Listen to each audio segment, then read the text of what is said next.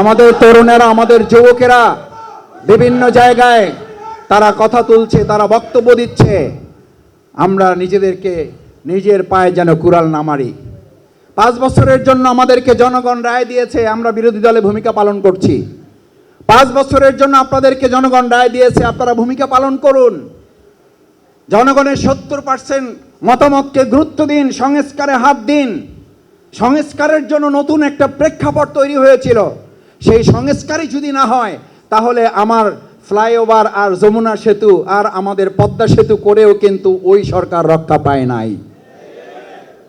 সুতরাং আমার family card যত না দরকার, তার চেয়ে আজকে মানুষ আওয়াজ তুলেছে তেল পাওয়ার জন্য একটা কার্ড দরকার।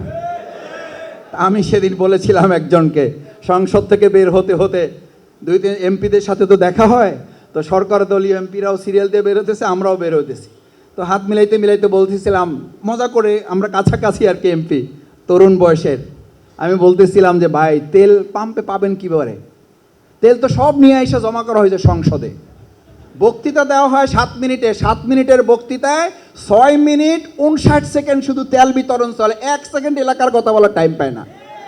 তেল বিতরণ যখন শেষ হয়ে যায়, তারপরে বলে মাননীয় স্পিকার আমার এলাকার কথা বলার জন্য 2 মিনিট সময় চাই।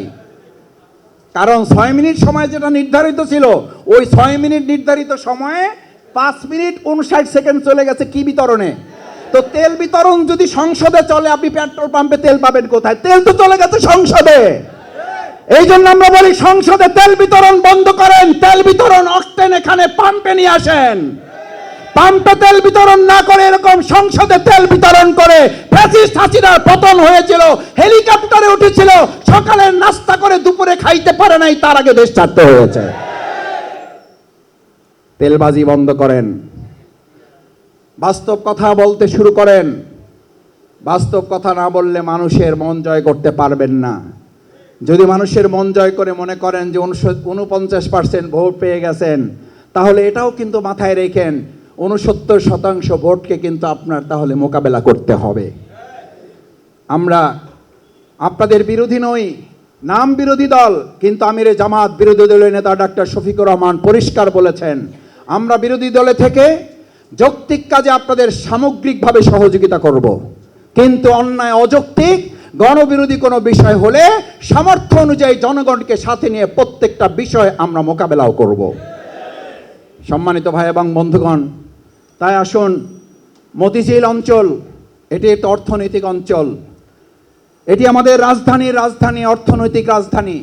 সেই অর্থনৈতিক রাজধানীতে যারা বসবাস করেন, সজাগ সচেতন থেকে দেশবাসীর কল্যাণে অগ্রগামী করার জন্য, মানুষের কাছে ইসলামের আহ্বান পৌঁছানোর জন্য, মানুষের অধিকার আদায়ের আন্দোলনে আপনারা ইতিপূর্বে যে ভূমিকা পালন করেছেন, আগামী দিনেও যদি প্রয়োজন হয় সেই ভূমিকা পালনের জন্য নিজেদেরকে প্রস্তুত করার আহ্বান জানিয়ে, আজকে যারা কষ্ট করে দীর্ঘক্ষণ এখানে অবস্থান করছেন এবং শেষ পর্যন্ত যারা